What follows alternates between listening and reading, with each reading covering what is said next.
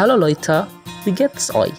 Herzlich willkommen im YouTube-Kanal von IMBSJ. In diesem Video möchten wir über Nominativ, Akkusativ und Dativ erklären. Los geht's!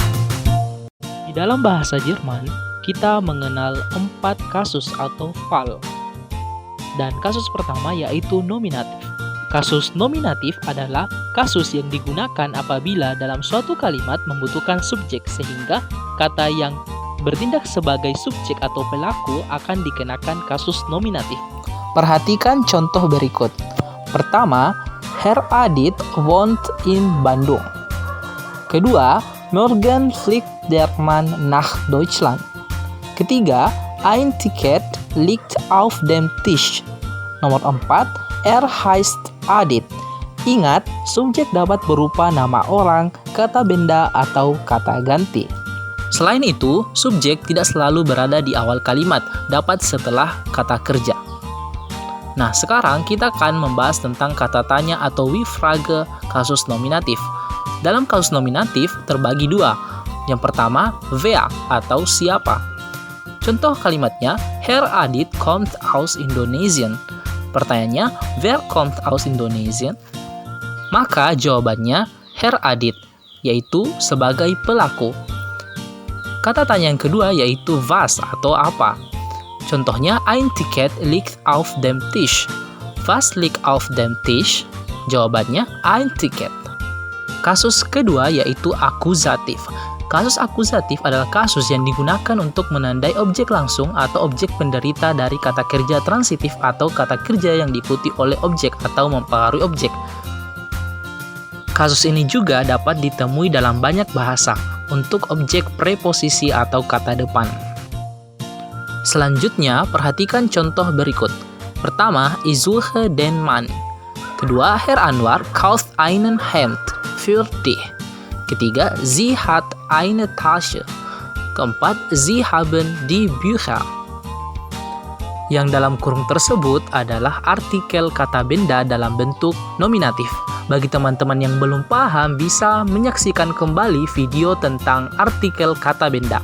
Dan ingat, seperti kasus nominatif, objek dapat berupa nama orang, kata benda, ataupun kata ganti.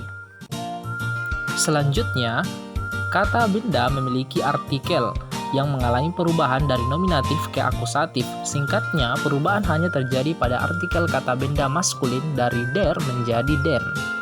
Seperti yang dikatakan di awal, yang membedakan antara kasus akusatif dengan kasus yang lainnya terdapat preposisi atau kata awalan yang terdiri dari 5, yang singkatnya kita sebut für doch, für, durch, ohne, gegen. Berikut penjelasannya. Yang pertama, für bisa diartikan untuk atau selama.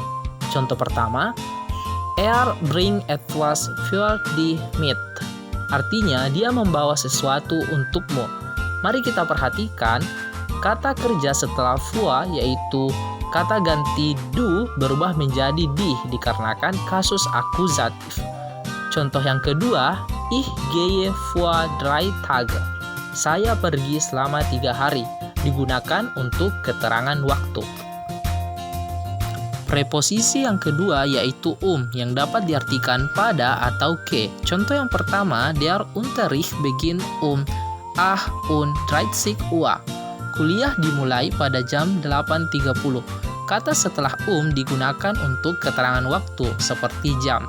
Contoh yang kedua, ich gehe den Markt. Saya pergi ke pasar, digunakan juga untuk keterangan tempat. Preposisi yang ketiga yaitu durch, yang artinya melalui atau melewati. Contoh pertama, der Katze kommt durch die Fenster. Kucing itu masuk lewat jendela. Kata setelah durch digunakan untuk keterangan tempat. Contoh yang kedua, durch die Übung wird man etwas meistens. Melalui latihan, orang jadi ahli. Kata setelah durch menjadi akusatif. Kemudian, preposisi yang keempat yaitu ohne atau tanpa. Contohnya, ohne die Erklärung verstehe ich nicht. Artinya, tanpa penjelasan itu, saya tidak paham. Kata ohne adalah lawan kata dari mit, artinya dengan. Preposisi selanjutnya yaitu gegen, dapat diartikan sekitar atau kurang lebih. Contoh, ich komme gegen 20 Uhr an. Saya datang atau tiba kurang lebih jam 20.00. Das Handy ist gegen 450 Euro zu verkaufen. Handphone itu dijual sekitar 450 euro. Selanjutnya, berikut adalah kata kerja yang memiliki kasus akusatif atau menyebabkan suatu kalimat berkasus akusatif. Pertama, kaufen, kedua, gehen, tiga, fragen, empat, hören, kelima, bekommen, und so weiter, dan lain-lain.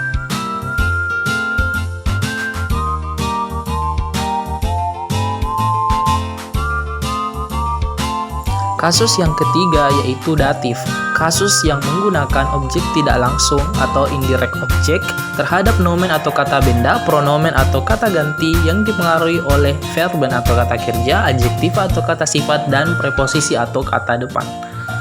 Seperti dengan kasus sebelumnya, terdapat kata kerja tanya atau Fragenwort. Untuk kasus datif terdapat wem atau siapa. Contoh, das Auto gehört dem Mann. Mobil itu milik pria itu. Maka pertanyaannya, wem gehört das Auto? Siapa pemilik mobil itu? Maka jawabannya dem Mann. Lalu kalimat selanjutnya, ich gebe dir den Blumen. Saya memberikan kamu bunga itu. Pada kalimat ini bisa kita lihat terdapat objek tidak langsung, di mana terdapat dua objek, namun yang dimaksud pada kalimat ini yaitu dia, bukan du, tapi dia, bentuk kata ganti datif. Untuk perubahan artikel kata benda untuk kasus datif, bisa kita lihat singkatnya perubahan hanya terjadi pada artikel kata benda maskulin dari der dan netral dari das menjadi dem. Selanjutnya mengenai preposisi kasus datif. Yang pertama, preposisi ab dapat diartikan mulai. Contoh, ab dem 2. Januar begin der Kurs, artinya mulai tanggal 2 Januari kursus dimulai.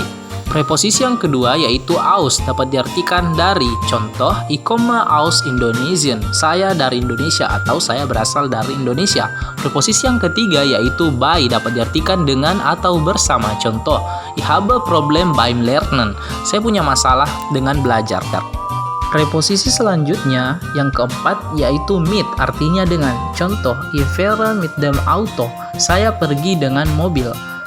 Preposisi yang kelima, nach, artinya setelah. Contoh, nach dem Unterricht gehe ich ins Kino, artinya setelah pelajaran saya pergi ke bioskop.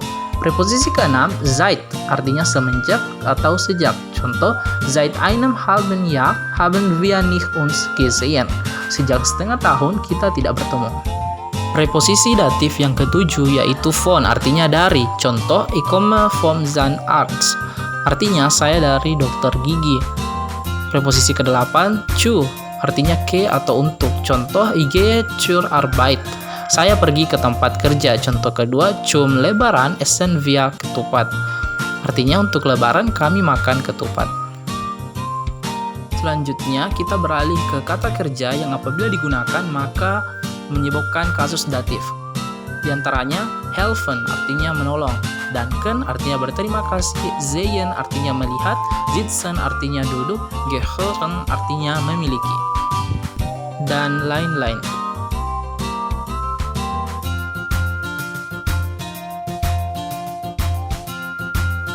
So Leute, da sind wir schon wieder fertig. Hoffentlich könnt ihr bei diesem Video etwas Neues lernen. Klick auf den Link im Description Box, um weitere interessante Informationen zu erhalten. Vielen Dank fürs Zuschauen. Wir sehen uns beim nächsten Video. Tschüss!